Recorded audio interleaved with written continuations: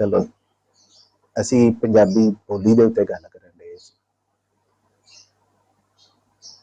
असी गल कल कीती सी माझी, दुआबी, मलवाई, पुआधी, पटवारी, लहंदी, मलतानी, जिन्होंने अजकल सरैकी कहते हैं।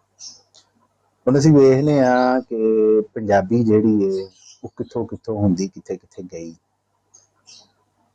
तारीख च कुछ चीज़ां लभदियां ने ते ओहदे विच वेखने कि 10वीं सदी दे विच ना मुसलमान मौरख सी, लखारी सी, मसऊदी जगराफिया दान सी एक इब्ने होकल। उन्हें पंजाबी नूं मुल्तानी कह के लिखिया कि पंजाब के लोग मुल्तानी बोली बोलते हैं। अलबरूनी आया, लोग की कहते हैं कि टिल्ला जोगियां ਉਹਦੇ लागे एक पहाड़ी ते बह के उन्हें जमीन नहीं नाप दिता ते जेड़ा तकरीबन होवे जेड़ा अज जदीद साइंस ने उन्ना ही नाप मन्ने ते अलबरूनी ने लिखिया इनू अलहिंदिया, पंजाबी नूं अलहिंदिया लिखिया कि बोली बोलते हैं इत्थे दे लोग जिन्हां दी जुबान है अलहिंदिया। मसूद साद सलमान सी 1606 दे विच उन्हें दीवान लिखिया ते उन्हें साडी जुबान हिंदवी किया। फिर मुइज़ुद्दीन, शाह मुराद, हमल फकीर, मौलवी मोहम्मद सलीम, मियाँ मोहम्मद बख्श, हाँ जी पीर रांझे वाले, मौलवी मोहम्मद अल्लाह जवाया चावरियां पिंड का रहने वाला सी उन्हें ते पंजाबी दे जिहड़े ने कि पंजाबी ठेठ पंजाबी बनाने वाले बाबा गुरु नानक साहब दबस्ताने मजहब दे विच उन्होंने लिखा है जबान जटान पंजाब, जबान जटान पंजाब के पंजाब दियां जट्टां दी जबान पंजाब। फिर अमीर खुसरो ने इहनूं कहा लाहौरी,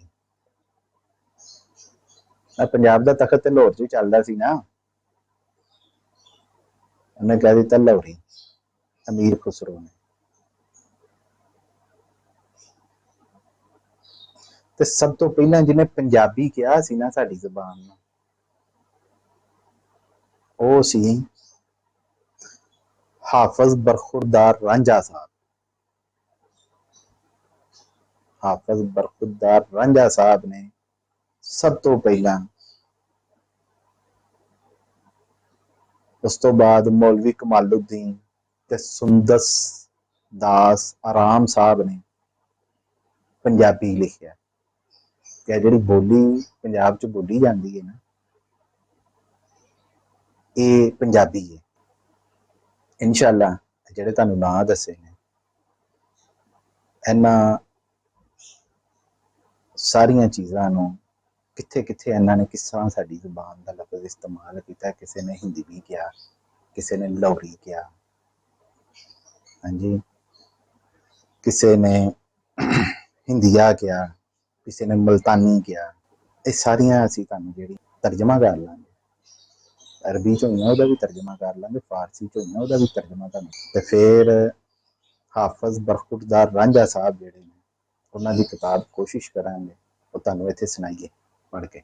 ते मौलवी कमालुद्दीन दी भी ते सुंदरदास आराम साहब दी भी कोई तहरीरां तुहानूं पढ़ के सुनावांगे इंशाअल्लाह, जिन्हां ने साडी जुबान नूं नां दे दिता कि ऐ लो पंजाबी है तुहाडी जुबान जे जिन्हूं पंजाबी कहना है तुसीं लहिंदे वाले लिखन ते गुरुमुखी च लिखन, चढ़दे वाले लिखन ते शाहमुखी च लिखन। हुण वेखो पाकिस्तान की आबादी कहिंदे ने 26 करोड़ के लागे हो गई, आबादी के लिहाज नाल पंजाब सब तो वड्डा सूबा ते पाकिस्तान का जो सूबा सब तो वड्डा है 60% लोग जिहड़े ने पंजाब च रहिंदे ने। कोई मुल्तानी बोलदा है, कोई पटवारी बोलदा है, कोई माझी बोलदा है, कोई दुआबी बोलदा है ते सारे पंजाबी ने ना। लिखिया तो इको स्टाइल च जाता है ना, तो पंजाबी हो। 60% लोग पाकिस्तान के पंजाबी बोलते हैं, जिन्हों की माँ बोली पंजाबी। पंजाबी का विकास यार मैनू ना जरा ना थोड़े जे हिंदी के लफज बोलने च मुश्किल होंदी है, अगर मैं गलत कह रहा तो मैं दस देना। पंजाबी का इरतका कितों होया, इसकी जेनैटिक्स जी है लैन किमें चली, बोली की गल कर पंजाबियों की वो करा। कहते ने कि अबर मिशन प्रकाश जोड़ा सी ना वो तो है। अदब का आगाज जोड़ा है तो शाहमुखी वाले ने किया, गुरुमुखी वाले। अदब का आगाज होया है हजरत बाबा फरीद गंज शकर रहमतुल्लाह अलैह पाक पता वाले, उतों पंजाबी अदब का जोड़ा है ना वो आगाज होया। उस तो बाद बाबा गुरु नानक साहब किताब लिखी, तुहानूं दस्सिया उन्हां दी किताब का नाम जुबान जटान। थोड़ा जिहा फर्क है दोनों के विच ना, वो भी असीं तुहानूं दस्सांगे कितना फर्क है, अजे उहदे ते काम नहीं होया, उहदे ते काम कर रहे हैं। ते पांचवें गुरु साहब गुरु अर्जन देव ने गुरु ग्रंथ साहब लिखी, गुरु ग्रंथ साहब लिखी अपनी किताब है,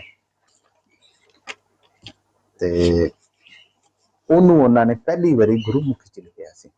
हाँ जी, पहली बारी गुरुमुखी च लिखिया, पहले शाहमुखी च लिखिया जा। असीं तुहानूं खत बहावांगे क्योंकि लाहौर अपना शहर है, जावांगे ते जिथे शाहमुखी दे विच लिखे खत हर शै जिहड़ी है वो मौजूद है अज भी विरसे के तौर पर, ये पंजाबियों का विरसा है। तो गुरु अर्जन देव साहब ने गुरुमुखी जिहड़ा ना उहदे च किताब लिखी, ते पंजाबी दे अलावा उन्होंने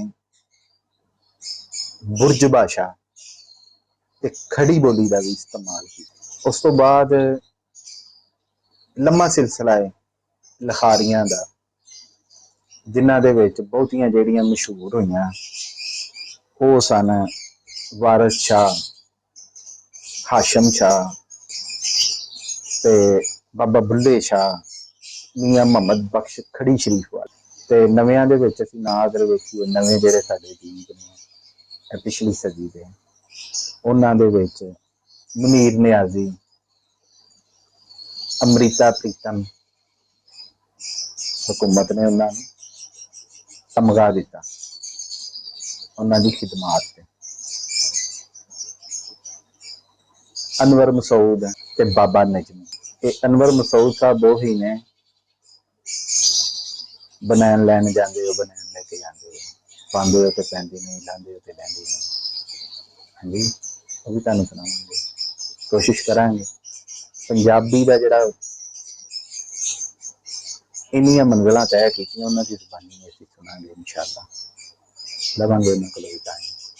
ते चैनल नूं सबसक्राइब करो ते बैल आइकन प्रेस करो ते कमेंट करो अगर कोई कमी बेशी रह गई ते तुहाडे नाल ही ये सिलसिला अगे चलना है।